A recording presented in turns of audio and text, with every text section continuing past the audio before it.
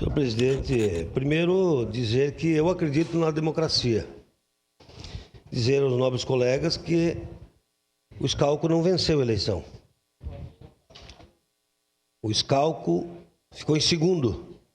Quem venceu foi a Dilói Nespolo. E dizer, se vocês têm problema de atendimento com o prefeito, eu vou junto. Eu fiz com o Libardi, com a Andressa. O prefeito sempre atendeu todos, de qualquer partido. Então, eu sempre ouvi falar que governar é elencar prioridades. Governar é elencar prioridades.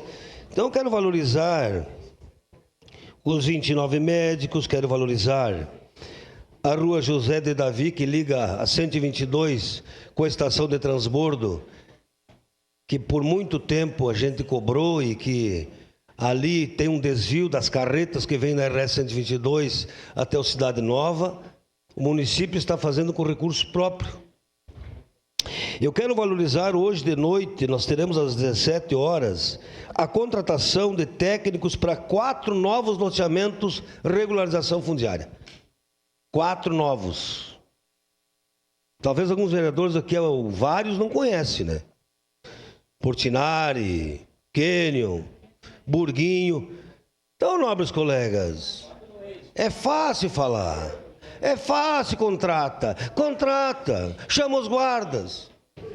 Eu desafio o capitão Ramon. Nós, governo Adiló, até o final do mandato, talvez não sejam 70 guardas, mas tenho certeza, o senhor vai agradecer na tribuna. O prefeito Adiló vai chamar até o final do mandato.